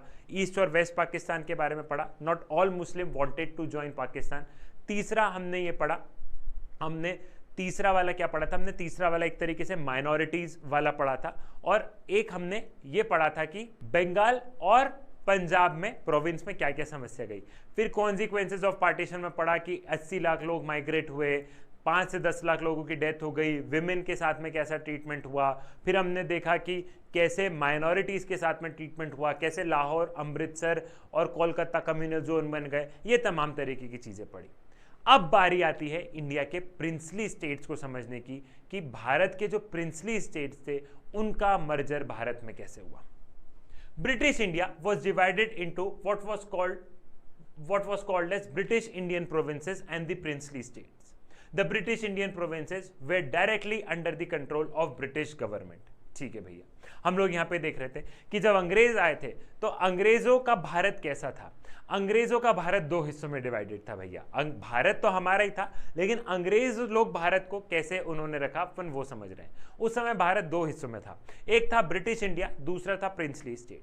ब्रिटिश इंडिया भैया वो है जहां पे हम लोग ये देखते हैं कि जहां अंग्रेजों का डायरेक्ट कंट्रोल था, और प्रिंसली स्टेट्स वो थे कि जहां राजा रजवाड़े रूल कर रहे थे, महाराजा जहां राजा रजवाड़ा रूल कर रहे थे, लेकिन कहीं ना कहीं इनडायरेक्टली वो ब्रिटिश गवर्नमेंट उनको कंट्रोल कर रही थी। जैसे कि फॉर एन एग्जांपल कि मैं किसी राजा रजवाड़ा का क्या हूं, मैं राजा हूं, ठीक है, तो रूल मेरा है, लेकिन बदले में इनडायरेक्ट कंट्रोल अंग्रेज ने मेरे ऊपर रखा था, तो मैं बदले में अंग्रेजों को थोड़े बहुत पैसे दे देता था, लेकिन मेरा अपना रूल है। ठीक है, तो यहाँ पे जो प्रिंसली स्टेट्स में जो हम लोग देख रहे थे कि इंटरनल अफेयर में, प्रिंसली स्टेट्स में इंटरनल अफेयर में राजा की चलती थी, वहीं एक्सटर्नल अफेयर में हम लोग देख रहे थे कि ब्रिटिश सुप्रीमेसी चल रही थी। ठीक है, इसको हम बोलते हैं पैरामाउंटेंसी। इसको हम क्या बोलते हैं, इसको हम बोलते हैं पैरामाउंटेंसी। तो उस समय जो हम प्रिंसली स्टेट्स थे वो कुछ इस तरीके से डिवाइडेड थे, ब्रिटिश इंडिया और प्रिंसली स्टेट्स। तो जब देश को आजादी मिली तो इन प्रिंसली स्टेट्स के सामने दो तीन सवाल थे, इन प्रिंसली स्टेट्स के सामने कुछ कुछ सवाल थे। जब देश को आज़ादी मिली तो ब्रिटिश इंडिया तो ऑलरेडी भारत बनेगा, लेकिन जहां राजा रजवाड़ा का रूल था तो वो राजा रजवाड़ा तो उस दिन भी प्रेजेंट थे जब देश को आज़ादी मिली थी। तो सवाल ये था अब इन राजा रजवाड़ा का क्या होगा, ये भारत में आएंगे, पाकिस्तान में जाएंगे, कि ये अपना रूल ऐसे ही करते रहेंगे कि मैं राजा और मैं ही करते रहूंगा। तो ये जरा अपने को सवाल समझना है। इस चीज को यहां पर लिखा गया है इंटीग्रेशन ऑफ प्रिंसली स्टेट्स में। और देखा जाए तो भारत में हम लोग देख रहे थे 4 भारतीय में से 1 आउट ऑफ 4 इंडियन, हर 4 भारतीय में से एक इंसान, हर 4 भारतीय में से एक इंसान प्रिंसली स्टेट्स में रहता था। कुछ इस तरीके से मैप है। ये जो तुमको दिख रहा है ना ब्लू ब्लू, ये सारे प्रिंसली स्टेट्स है, ठीक है। और ये जो तुमको येलो येलो दिख रहा है, ये सब क्या है, ये येलो येलो दिख रहा था, ये ब्रिटिश इंडिया है। लेकिन जैसे हैदराबाद हो गया, गुजरात में हम लोग देख रहे हैं, राजस्थान में हम लोग देख रहे हैं, ये सभी के सभी क्या थे, ये सभी के सभी प्रिंसली स्टेट्स थे भैया, ठीक है। The problem, just before the independence, it was announced by the British that while the end of their rule over the India, paramountcy of British crown over the princely state would also lapse. This means that all these states, as many as 565 in all, will become legally independent. यहाँ पे बात ये हुई थी कि problem ये arise हुई थी कि जैसे ही अंग्रेजों ने बोला कि हम देश को छोड़कर जाएंगे, वैसे ही तो ब्रिटिश इंडिया का पार्ट तो भारत का हो जाएगा, लेकिन जो प्रिंसली स्टेट्स हैं वो भी आज़ाद हो जाएंगे। जो हमारा जो इनडायरेक्ट कंट्रोल था वो इनडायरेक्ट कंट्रोल भी खत्म हो जाता है, और प्रिंसली स्टेट जो कि 500 से अधिक थे, इस तरीके से माना गया कि वो एक तरीके से आज़ाद हो जाएंगे, वो भी आज़ाद हो जाएंगे। तो अगर वो आज़ाद हो जाएंगे, अगर प्रिंसली स्टेट्स आज़ाद हो जाएंगे, तो इनके सामने सवाल ये रहेगा ना कि अभी आज़ाद हो जा रहे हैं तो ये भारत का पार्ट बनेंगे, पाकिस्तान का पार्ट बनेंगे, या अपने आप में एक देश बन के रहेंगे। ये सबसे बड़ा चैलेंज उभर के निकला था। The British government took the view that all these states were free to join either India or Pakistan or remain independent if they wished, if they so wished. The decision was left not to the people but to the princely rulers of these states. This was a very serious problem and could threaten the very existence of United India. ये जो decision था कि princely states को पाकिस्तान में जाना है, भारत में रहना है, अपने आप में इंडिपेंडेंट स्टेट बनना है, ये डिसीजन अंग्रेज बोल के गए कि वो राजा खुद लेगा, लोग नहीं लेंगे, ठीक है, राजा खुद लेगा। तुम भी जानते हो कि पावर कोई देना थोड़ी ना चाहता, अगर वो सब कुछ राजा के ऊपर छोड़ दिया तो राजा पावर क्यों देना चाहेगा? राजा पावर दे देगा तो राजा की पावर चली जाएगी। तो जब राजा पे छोड़ा तो राजा सोच रहा था अरे वाह, सारी पावर मेरे पास में, लोगों के पास तो कुछ नहीं है, ठीक है। तो ये एक तरीके से क्या था, एक तरीके से एक सीरियस प्रॉब्लम एक तरीके से उभर के निकला था। और भारत के सामने सीरियस प्रॉब्लम थी कि अगर ये देश, अगर ये प्रिंसली स्टेट्स अलग रह गए तो ये इंडिया के एग्जिस्टेंस, इंडिया की जो बाउंड्री का जो एग्जिस्टेंस है एक तरीके से, उसको कहीं ना कहीं थ्रेटन करेगा। ये भारत कैसे रहेगा अगर ये प्रिंसली स्टेट्स भारत में नहीं आएंगे तो। First of all the problem started very soon, ठीक है, प्रॉब्लम्स बहुत जल्दी स्टार्ट हो गई। The first of all the ruler of Travancore announce that the state has decided on independence. The Nizam of Hyderabad made a similar announcement next day. Rulers like Nawab of Bhopal were averse to joining to the Constituent Assembly. These response of the rulers of the princely states means that after the independence, there are very real possibility that India would get further divided into number of small countries. अब जैसे ही अंग्रेजों ने ये बोला problem हो गया, हम सबसे पहले देखते हैं कि केरला, मतलब पहले मद्रास प्रेसिडेंसी और इसमें आता था, ये ट्रेवनकोर वाला जो एरिया है, इन्होंने बोला कि हम अलग ही रहेंगे, हम भारत के साथ में नहीं जाएंगे। फिर आगे बढ़ते हैं तो हैदराबाद के निजाम ने बोल दिया कि नहीं भैया मैं भी अलग रहूंगा। और आगे बढ़ोगे तो भोपाल के जो नवाब थे उन्होंने बोला हम कॉन्स्टिट्यूएंट असेंबली को ज्वाइन नहीं करेंगे। तो ये सारी चीज़ों को देख के हमारे जो लीडर्स थे वो ऑलरेडी डर चुके थे, या हमारे लीडर्स ऑलरेडी एक तरीके से मन में उनके आ गया था कि भैया अपने सामने एक नया चैलेंज आने वाला है। नया चैलेंज ये आने वाला है कि इन प्रिंसली स्टेट्स को भारत में मर्ज करना अपने आप में एक बहुत बड़ा चैलेंज होगा। गवर्नमेंट्स अप्रोच, अब सरकार की क्या अप्रोच रही है, सरकार के सामने ये चैलेंजेस आए, अब सरकार की क्या अप्रोच रही है जरा अपन उसे समझते हैं। The interim government took a firm stance against the possible division of India into principalities of different size.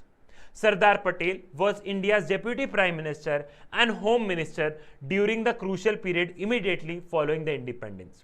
He played a historical role in negotiating with the rulers of the princely state firmly but diplomatically and bringing most of them into Indian Union.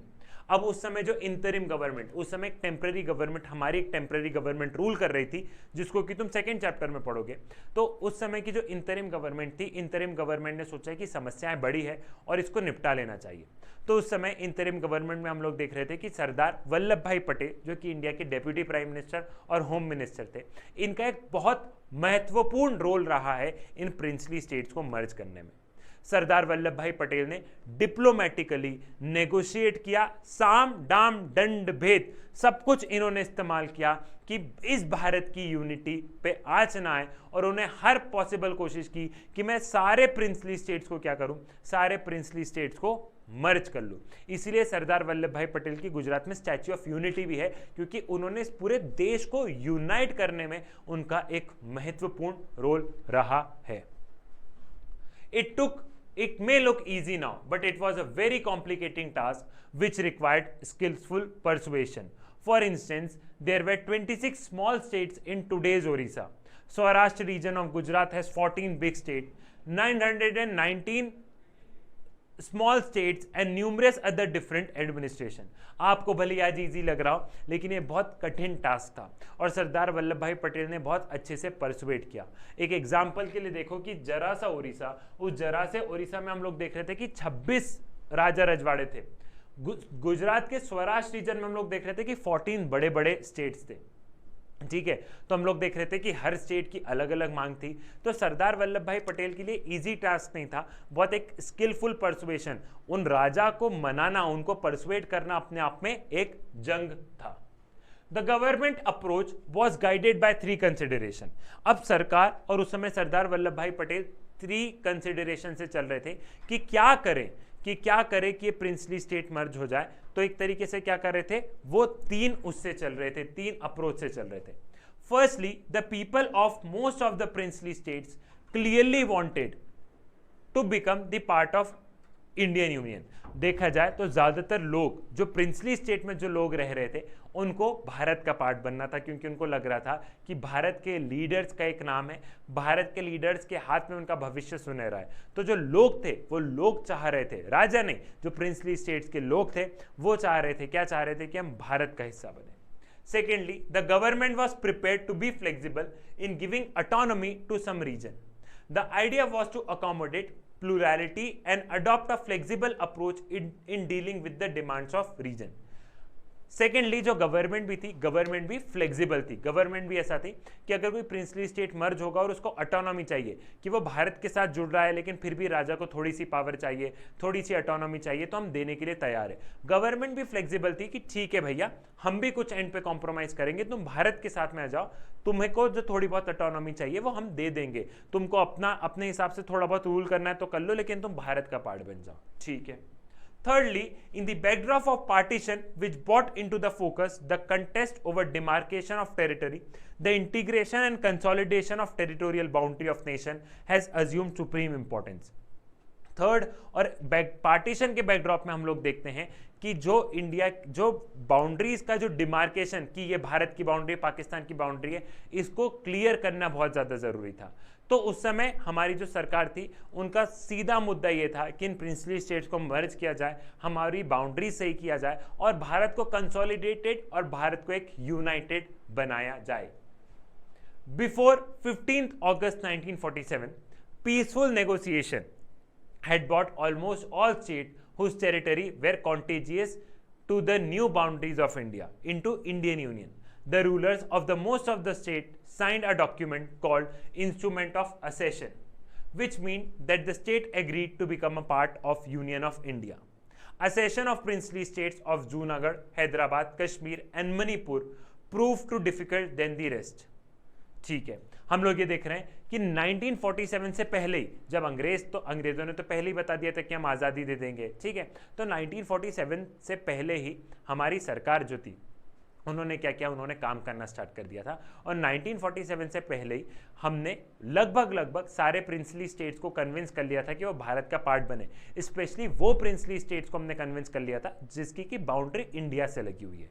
ठीक है भैया, हम लोग ये देख रहे थे कि उस समय जितने भी ये रूलर्स थे उन प्रिंसली स्टेट्स के, उनको एक डॉक्यूमेंट साइन करवाया गया। उस डॉक्यूमेंट को क्या बोला गया है, उस डॉक्यूमेंट को बोला गया है इंस्ट्रूमेंट ऑफ असेशन। इंस्ट्रूमेंट ऑफ असेशन मतलब क्या, असेशन मतलब कि वो एग्री कर रहे हैं कि वो भारत का पार्ट है, असेशन मतलब कि वो राजा एग्री कर रहा है कि उसका राज्य भारत का पार्ट है।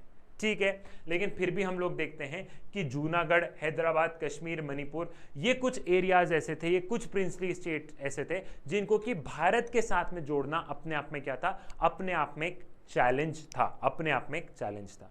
उसमें जूनागढ़ को तो प्लेबिसाइड मतलब वोटिंग वहां पे जूनागढ़ में तो लोगों से पूछा और मेजॉरिटी ऑफ द लोगों ने बोला कि भारत का पार्ट बनना है, वैसा करके जूनागढ़ को तो फाइनली जोड़ लिया गया। अब बारी आती है जरा समझने की हैदराबाद और मणिपुर की। कश्मीर का हम लोग आगे वाले चैप्टर में पढ़ोगे, आराम से दिया है कश्मीर का पूरा, ठीक है। तो सबसे पहले स्टार्ट करते हैं हैदराबाद, ठीक है। Hyderabad was the largest princely states surrounded by the Indian territory. Some part of the old Hyderabad are today the part of Maharashtra, Karnataka and Andhra Pradesh. Hyderabad जो था, हैदराबाद सबसे बड़ा प्रिंसली स्टेट था जितने भी प्रिंसली स्टेट थे। अगर हैदराबाद को देखोगे तो हैदराबाद का कुछ पार्ट कर्नाटका, महाराष्ट्र और आंध्र प्रदेश, हैदराबाद इतना बड़ा था। अगर तुम आज के स्टेट में देखोगे तो हैदराबाद एज एन राज्य इतना बड़ा उस समय प्रिंसली स्टेट हुआ करता था। Its rulers carried the title Nizam and he was one of the world's richest men. The Nizam wanted an independent status of Hyderabad. He entered into what was called the Standstill Agreement with India in November 1947 for a year while negotiations with Indian government were going on. यहाँ का जो ruler था उसका वो था निज़ाम। कौन था? उसको टाइटल दिया गया था निज़ाम। और निज़ाम जो था, ठीक है, ये रहे निज़ाम। निज़ाम जो था, Nizam one of the richest man आता था वर्ल्ड में। मतलब वर्ल्ड में अगर रिच मैन की गिनती आएगी तो निज़ाम की कहीं ना कहीं आ जाएगी, इतना निज़ाम के पास में पैसा था। अब भैया निज़ाम को भारत के साथ में नहीं जाना। हैदराबाद में पॉपुलेशन ज़्यादा हिंदू की लेकिन राजा मुस्लिम।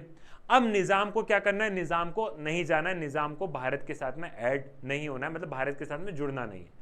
तो उस समय के लिए निज़ाम ने क्या किया? निज़ाम ने स्टैंड स्टिल एग्रीमेंट साइन किया। अब स्टैंड स्टिल एग्रीमेंट क्या है भैया? स्टैंड स्टिल एग्रीमेंट मतलब एक एग्रीमेंट होता है कि चलो अपन नेगोशिएशन करते हैं, अपन नेगोशिएशन करते हैं। क्या नेगोशिएशन करते हैं? कि नेगोशिएशन अपन जारी रखते हैं, मतलब निज़ाम और भारत सरकार नेगोशिएशन जारी रखती है। लेकिन स्टैंड स्टिल एग्रीमेंट मतलब ये कि तब तक के लिए अपन ट्रेड होने दे, तब तक के लिए अपन कोऑपरेट करें बहुत सारे एरिया में। मतलब अपना कॉन्वर्जेशन चल रहा है कि इंडिया में ऐड होना है कि नहीं होना है, वो अपन कॉन्वर्जेशन कर रहे हैं, लेकिन अपन ने एक स्टैंड स्टिल एग्रीमेंट साइन कर लिया है कि ट्रेड वगैरह अपने बीच में होता रहे, ठीक है। तो एक स्टैंड स्टिल एग्रीमेंट साइन कर लिया था कि जब तक कंक्लूजन नहीं निकलता है तब तक अपन स्टैंड स्टिल एग्रीमेंट साइन कर लेते हैं। लेकिन निज़ाम चालाक था, जो कि किताब में नहीं लिखा है, वो बता देता हूं। निज़ाम ने क्या किया? स्टैंड स्टिल एग्रीमेंट करके हमसे ट्रेड वगैरह तो कर रहा था, मतलब भारत से ट्रेड तो कर रहा था, लेकिन धीरे से पाकिस्तान से बात करेगा, धीरे से वर्ल्ड कम्युनिटी से बात करेगा कि भैया मेरे को आज़ाद ही रहना है, पैसे वाला आदमी है, मेरे को आज़ाद ही रहना है। तो निज़ाम एक तरीके से क्या कर रहा था? निज़ाम एक तरीके से चालाकी कर रहा था। In the meantime, a movement of people of the Hyderabad state against the Nizam rule gathered force. The peasantry in the Telangana region in particular was a victim of Nizam oppressive rule and rose against him. हम लोग ये देख रहे थे कि in mean time Hyderabad में जो peasants थे स्पेशली, उन्होंने क्या किया? उन्होंने प्रोटेस्ट करना स्टार्ट किया। वो निज़ाम के ऑपरेसिव रूल की बहुत ज़्यादा प्रताड़ित करता है, बहुत टैक्स लेता है, हम इतना खेती करें ये वो, उसको तो भी पैसा दो। तो ये इन लोगों ने प्रोटेस्ट करना स्टार्ट किया क्योंकि सबसे ज़्यादा प्रताड़ित थे, और इनको देखते हुए और भी लोग ज्वाइन करने लग गए भैया कि हमको निज़ाम का रूल नहीं चाहिए। Women who had seen the worst of the operation joined the movement in large number. Hyderabad town was the nerve center of this movement. The Communists and the Hyderabad Congress were in forefront of the movement. हम लोग देख रहे थे साथ ही साथ women भी जो थी वो भी निज़ाम के ऑपरेसिव रूल से बहुत ज़्यादा परेशान थी, तो उन्होंने भी मूवमेंट को ज्वाइन कर लिया। और इस पूरे हैदराबाद प्रिंसली स्टेट में जो हैदराबाद जो शहर है वो एक तरीके से एपी सेंटर बन गया पूरे मूवमेंट का। ये लोग प्रोटेस्ट करने लग गए इसको। वहाँ पे जो कांग्रेस थी, हैदराबाद में जो कांग्रेस थी वो, वहाँ पे जो कम्युनिस्ट थे वो, इन सब लोगों ने क्या किया? इन सब लोगों ने इस मूवमेंट को ज्वाइन कर लिया और इस मूवमेंट को बहुत बड़ा मूवमेंट बना दिया कि हमें चाहिए आज़ादी। The Nizam responded by unleashing a paramilitary force known as रज़ाकार। अब निज़ाम की जो आर्मी थी उसको पैरामिलिट्री फोर्स, ना ही है पुलिस में ना ही आर्मी में, निज़ाम की जो अपनी आर्मी थी, जो पैरामिलिट्री फोर्स थी उसकी जो वो थी, उसको रज़ाकार बोला जा रहा था। तो निज़ाम क्या कहता है? निज़ाम रज़ाकार को भेज देता है कि जाओ वो जो प्रोटेस्ट चल रहा है, वो जो मूवमेंट है, इसको ख़त्म कर दो, उन लोगों को कुचल दो, ठीक है। The atrocities and the communal nature of Razakar knew no bounds. They murdered, maimed, raped and looted, the targeting particularly the non-Muslims. और हम लोग देख रहे थे कि रज़ाकार ने बहुत टारगेट किया स्पेशली नॉन मुस्लिम्स को। उन्होंने महिलाओं का रेप किया, उन्होंने लूटा, उन्होंने परेशान किया और एक तरीके से उन्होंने तहस नहस कर दिया वहाँ पे। the central government had to order the army to tackle the situation. In September 1948, Indian army moved to control to the Nizam forces. After a few days of intermediate fighting, the Nizam surrender. This lead to Hyderabad accessions to India. और finally central government को मौका मिला, central government ने, अपनी सरकार ने वहां पे आर्मी भेजी। कुछ दिन की लड़ाई के बाद में फाइनली निज़ाम ने सरेंडर कर दिया और निज़ाम ने भारत के सामने इंस्ट्रूमेंट ऑफ असेशन साइन कर दिया। साम दाम दंड भेद देश की यूनिटी के लिए अगर कर रहे हो तो गलत नहीं है, यही उस समय की सरकार ने किया। दूसरा केस जो है वो केस है मणिपुर का। जरा मणिपुर का केस समझते हैं भैया, ठीक है। A few days before independence, the Maharaja of Manipur, Bodha Chandra Singh, signed the instrument of accession with Indian government on the assurance that internal autonomy of Manipur will be maintained. ठीक है। आजादी के कुछ दिन पहले ही जो मणिपुर के महाराजा थे, उन्होंने क्या किया, उन्होंने भारत के साथ में इंस्ट्रूमेंट ऑफ असेशन साइन कर लिया कि हम भारत के साथ जुड़ रहे हैं। लेकिन उन्होंने एक शर्त रखी, उन्होंने शर्त ये रखी कि हम बोल रहे हैं, मतलब मणिपुर ने ये बोला कि हम बोल रहे हैं कि हम भारत के साथ में आ रहे हैं, लेकिन इंटरनल ऑटोनॉमी हमारी रहेगी। मतलब कि उस मणिपुर में राज्य जो है, मणिपुर में राज्य जो है वो कौन करेगा, वो राजा ही करेंगे।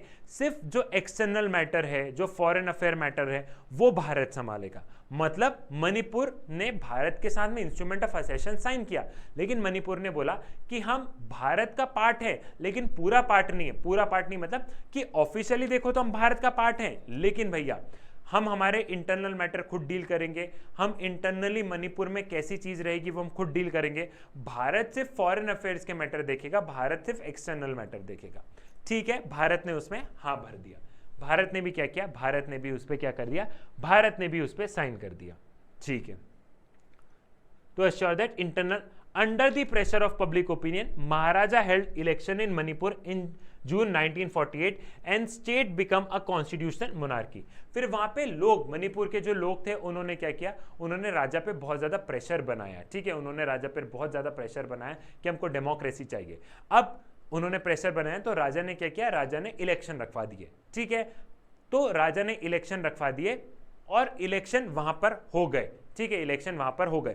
तो मणिपुर जो था वो इंडिया का पहला स्टेट बना जहां पे इलेक्शन हुए थे। क्यों? क्योंकि इंटरनल ऑटोनॉमी तो राजा के हाथ में थी ना, तो अब राजा भले इलेक्शन करवाया, उसमें केंद्र सरकार को कुछ नहीं करना। तो राजा ने, वहां पे लोगों ने प्रेशर बनाया तो राजा ने इलेक्शन करवा दिए और इलेक्शन वहां पे हुए और मणिपुर पहला राज्य बन गया जहां पर इलेक्शन हुए।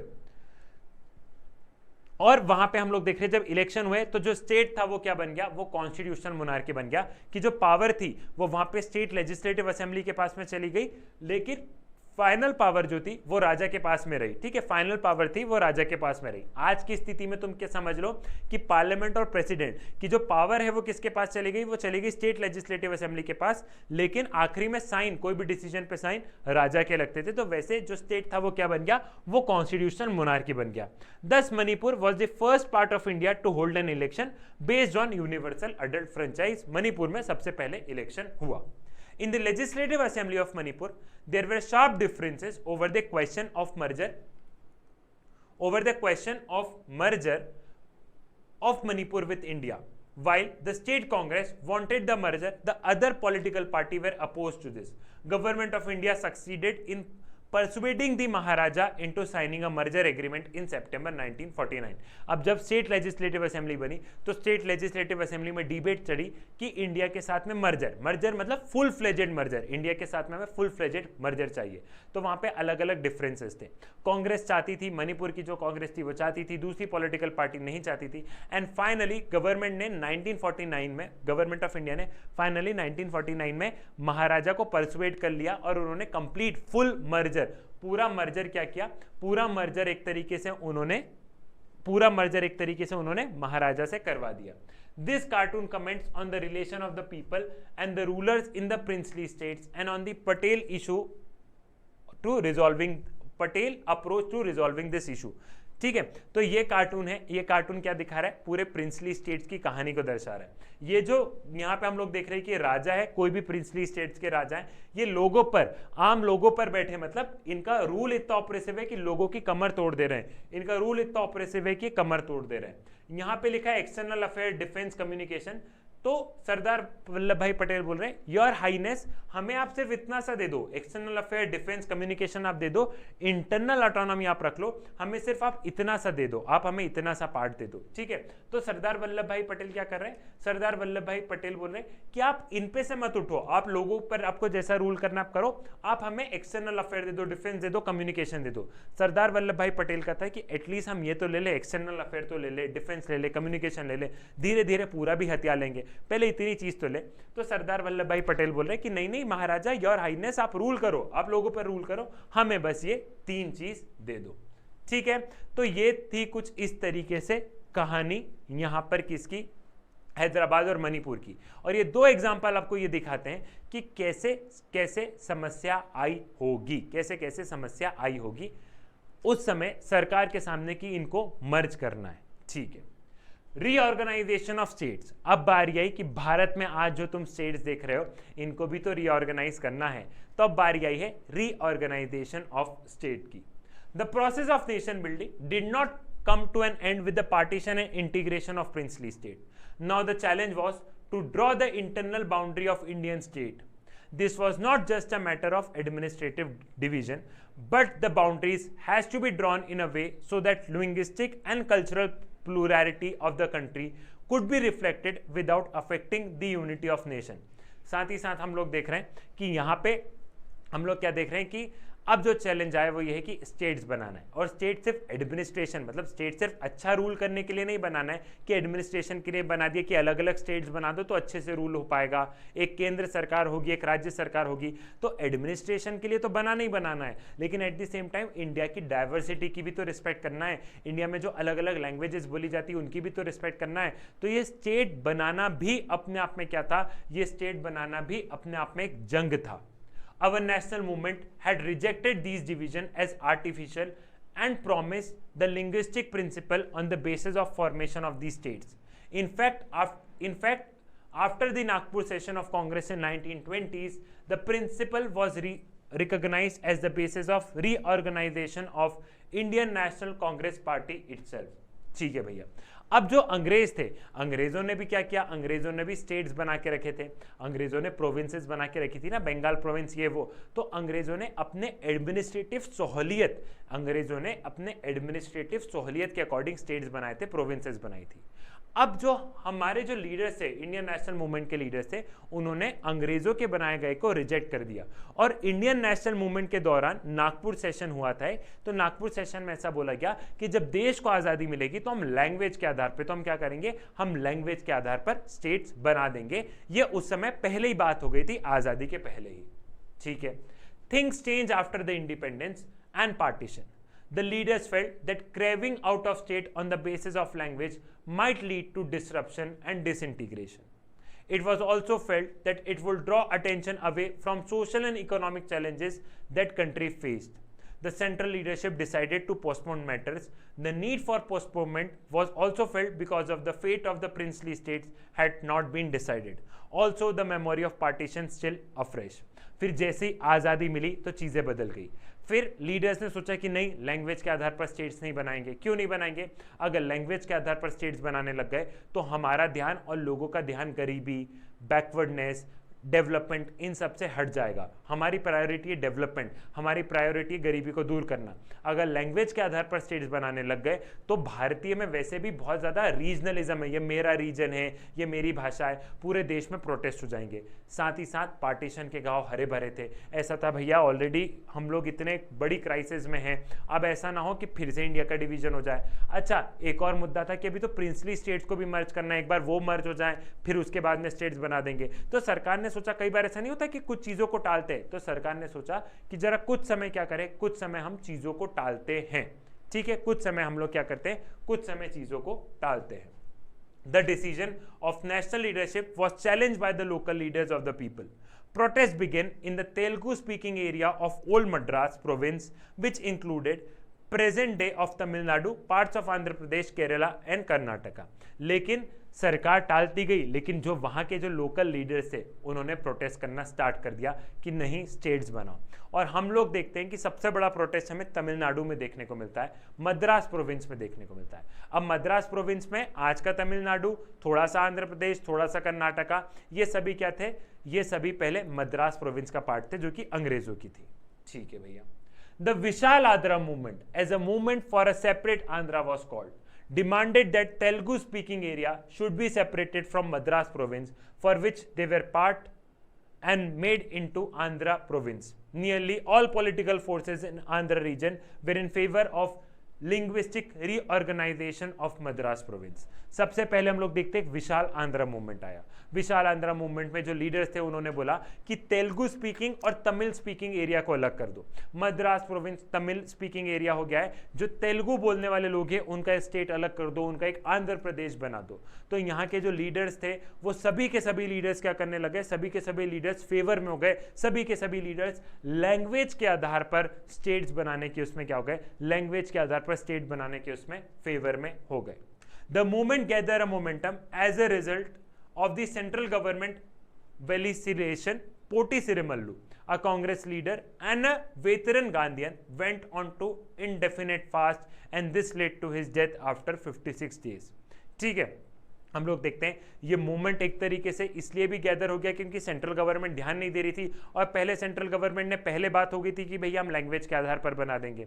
लेकिन ये मूवमेंट अपने पीक पर तब पहुंच जाता है जब हम लोग देखते हैं कि पोटी सिरिमल्लू ये जो थे इन्होंने fast on to the death पे पहुंच गए कि सरकार को बात माननी होगी, एंड फाइनली आफ्टर 56 डेज इनकी डेथ हो जाती है। ठीक है, ये अनशन पर बैठ गए थे और इनकी क्या हो जाती है, इनकी डेथ हो जाती है, और इनकी डेथ के बाद में एकदम से हड़कंप मच जाता है। एक तरीके से हम लोग क्या देखते हैं, एक बहुत बड़ा मूवमेंट उभर के निकलता है।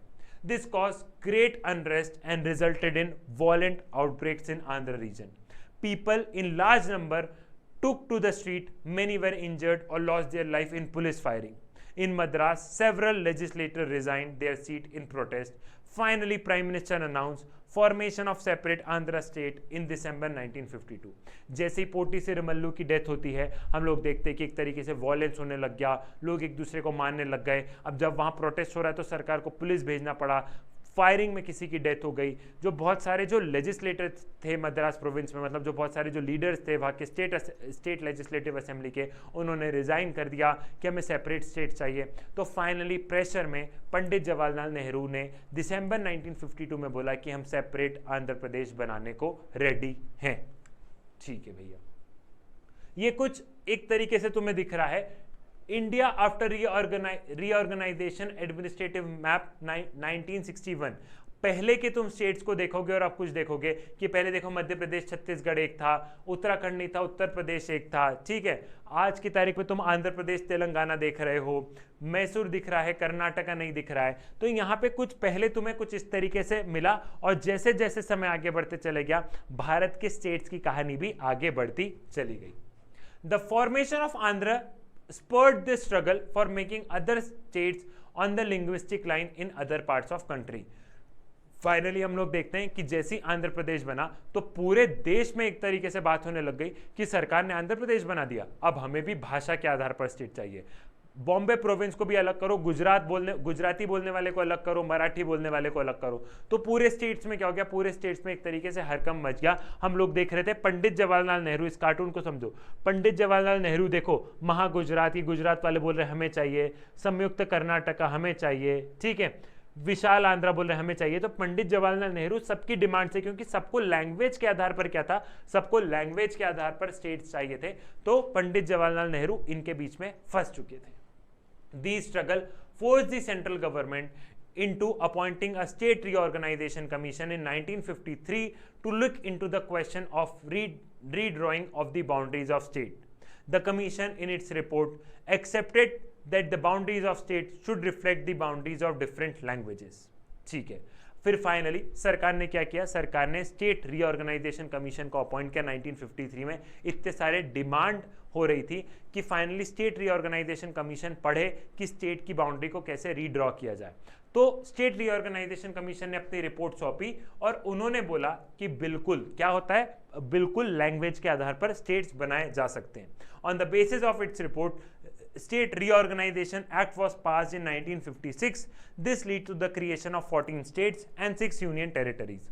स्टेट रीऑर्गेनाइजेशन कमीशन की रिपोर्ट के आधार पर पार्लियामेंट ने लॉ बनाया, एक एक्ट बनाया, स्टेट रीऑर्गेनाइजेशन एक्ट। इसमें 14 स्टेट और 6 यूनियन टेरिटरीज बनाई गई कि सभी को लैंग्वेज के आधार पर स्टेट्स बना दिए जाए।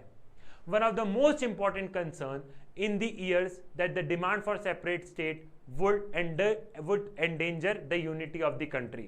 It was felt that linguistic state may foster separatism and create pressure on newly founded nation. उस समय जो सबसे ज़्यादा जो डर था वो यही था कि लैंग्वेज के आधार पर बनाने में समस्या नहीं थी, लेकिन डर ये था कि ऐसा ना हो कि ये जो इंडिया है, इस इंडिया में क्या हो जाए, ये इंडिया की यूनिटी को एक तरीके से खतरा हो, लोग सेपरेट होने की बात करने लग जाए, देश से अलग होने की बात करने लग जाए। क्लियर है? कुछ इस तरीके से समझो कि यहाँ पे स्टेट रीऑर्गेनाइजेशन कमीशन निकला, ठीक है। स्टेट एक जीन है, ये समझ लो ये सरकार है, ठीक है, ये जीन से स्टेट रीऑर्गेनाइजेशन कमीशन निकला है।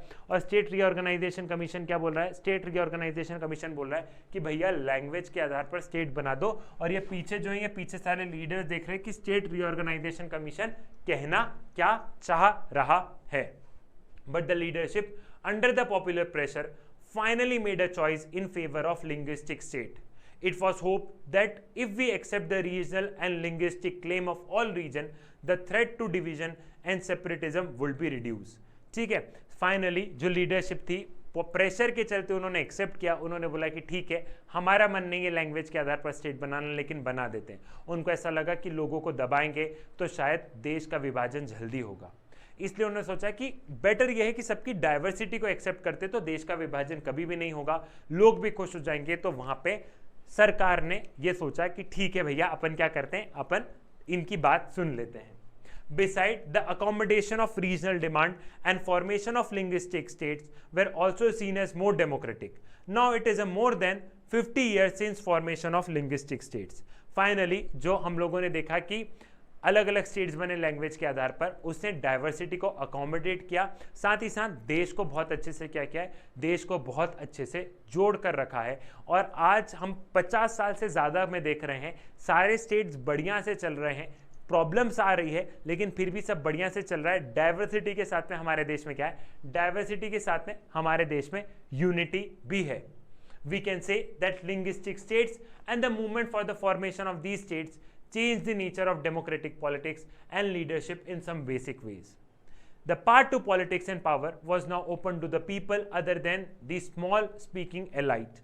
Linguistic reorganization also gave uniform basis of drawing of the state boundaries. It did not lead to disintegration of country as many had feared earlier. On contrary, it strengthened the national unity. साथ ही साथ हम लोग ये देख रहे थे कि linguistic आधार पर अगर स्टेट्स की बाउंड्री रीड्रॉ हुई तो ये और डेमोक्रेटिक हो गया। डेमोक्रेटिक ये हो गया कि एक तो पूरे देश में एक यूनिफॉर्म प्रिंसिपल लग गया कि स्टेट कैसे बनेंगे, तो लैंग्वेज के नाम पर बन जाएंगे, ठीक है। तो छोटे छोटे स्टेट्स नहीं बन सकते, लैंग्वेज के आधार पर हम बड़े बड़े स्टेट्स बना देंगे। साथ ही साथ पहले पॉलिटिक्स में सिर्फ कुछ अमीर लोग आ पा रहे थे, अलग अलग स्टेट बनने से क्या हुआ, अलग अलग लोकल लीडर्स भी पॉलिटिक्स में आने लग गए। और इसने हमारी स्ट्रेंथ, ये जो अलग अलग हमने जो स्टेट्स बनाए लैंग्वेज के आधार पर, इसने इंडिया की स्ट्रेंथ को बढ़ा दिया है रेदर देन स्ट्रेंथ को कम किया। Above all, linguistic state underline the acceptance of the principle of diversity. We can say that India adopted democracy. It does not simply mean that India embraced a democratic constitution, nor does it merely mean that India adopted the format of election. The choice was larger, that it was a choice in favor of recognizing and accepting the existence of differences which could at times be oppositional. Democracy, in the other word, was associated with plurality of ideas and way of life. Much of the politics in the later period was to take place within this framework. साथ ही साथ हम लोग ये देख रहे थे कि India ने एक तरीके से क्या किया, डेमोक्रेसी को स्ट्रेंथन कर दिया। Democracy is all about plurality. हम लोग जानते हैं कि तुम्हारे आइडियाज अलग होंगे, मेरे आइडियाज अलग होंगे, किसी और के आइडियाज अलग होंगे, लेकिन इसने एक तरीके से क्या किया है, इसने एक तरीके से हमारी डेमोक्रेसी को स्ट्रेंथन ही कर दिया है। और यहां से हमारी इंडिया की पॉलिटिक्स क्या हुई, यहां से हमारी इंडिया की पॉलिटिक्स एक तरीके से आगे बढ़ी, ये हमारी पॉलिटिक्स का एक तरीके से बेस हो गया। So I think this was all about the chapter. आपको चैप्टर में सारी चीजें समझ में आई होगी। फिर अगर तुम आगे देखोगे तो एक लाइन ऐड करूंगा कि आगे अब जो स्टेट्स बन रहे हैं, इनिशियली लैंग्वेज के आधार पर स्टेट्स बने थे, लेकिन अब जो स्टेट्स बन रहे हैं वो गुड गवर्नेंस के नाम पे बन रहे हैं कि बेटर गवर्नेंस के लिए स्टेट्स हो। तो स्टेट रीऑर्गेनाइजेशन कमीशन के बाद में भी स्टेट्स की बाउंड्रीज ड्रॉ हुई है, इनिशियली लैंग्वेज के आधार पर हुई है, लेकिन जैसे जैसे अगर तुम रिसेंट में देखोगे तो अब क्या हो रहा है, गुड गवर्नेंस के नाम पे, जैसे छत्तीसगढ़, मध्य प्रदेश तुम लोग देख रहे हो कि बड़ा स्टेट था, दो में इसलिए बांट दिया ताकि गवर्नेंस अच्छे से हो पाए। तो धीरे धीरे सोच भी बदली है, धीरे धीरे चीजें भी बदली है। क्लियर है? आई थिंक सारी चीजें समझ में आ गई। हमने ये चैप्टर स्टार्ट किया था, कैसे स्टार्ट किया था, हमने ये चैप्टर स्टार्ट किया था भारत की आज़ादी से लेके, ये 1947 से लेके। तब मैंने बताया था कि उस समय क्या क्या चैलेंजेस थे, हमारे देश के कौन से दो गोल थे, डेमोक्रेसी वाला था, डेवलपमेंट वाला था। उसके बाद में देश के सामने 3 चैलेंजेस आए, वो चैलेंजेस से जैसे तैसे उभरे। इसमें इस चैप्टर में हमने पहले चैलेंज पे फोकस किया, देश की unity as well as diversity की रिस्पेक्ट करना। हमने पार्टीशन के बारे में पढ़ा कि पार्टीशन क्या हुआ, पार्टीशन में कौन कौन से प्रॉब्लम्स थे, पार्टीशन के वो 4 प्रॉब्लम्स पढ़े। फिर हमने पार्टीशन के कॉन्सिक्वेंसेस, डेथ, विमेन का रेप, कन्वर्जन, तमाम तरीके की चीज़ें पढ़ी। फिर हमने प्रिंसली स्टेट्स के बारे में पढ़ा, हमने हैदराबाद के बारे में पढ़ा, हमने मणिपुर के बारे में पढ़ा, हमने सरकार की अप्रोच जानी। उसके बाद में हमने देखा कि कैसे रीड्रॉइंग ऑफ बाउंड्री स्टेट्स की बात हुई, कैसे यहाँ पे हमने डाइवर्सिटी को एक्सेप्ट करते हुए इंडिया की यूनिटी को आगे लेते हुए चले। सो इस चैप्टर में हमने फर्स्ट चैप्टर के बारे में बहुत ही डिटेल में पढ़ लिया। आई होप आपको सारी चीजें समझ में आ गई होगी। सो पॉलिटिकल साइंस में डरने की नहीं है बात, क्योंकि सिद्धार्थ पटेल है तुम्हारे साथ। चाणक्य नीति से लेके राजनीति तक तुम्हें जो चाहिए सब कुछ है मेरे पास। आई होप आपको सेशन में मजा आया होगा, वीडियो में मजा आया होगा। ठीक है, अब आप सभी बच्चे प्लीज इस टेलीग्राम ग्रुप को ज्वाइन कर ले। ये क्लास 12 नेक्स्ट टॉपर क्लास 12 का टेलीग्राम ग्रुप है। स्क्रीनशॉट ले लो, इसको आराम से ज्वाइन कर लो, क्योंकि यहाँ पे बहुत सारी अपडेट मिलती है। हम 1-on-1 बेसिस पे कभी कभी चैटिंग भी कर लेते हैं बच्चों से। कमेंट सेक्शन में जरूर बताना वीडियो में मजा आया नहीं, मजा कितना मजा आया ये बताना। ठीक है, बढ़िया कमेंट होगा उसको मैं पिन कर दूंगा। चलो इसी के लिए tata bye bye, love you all.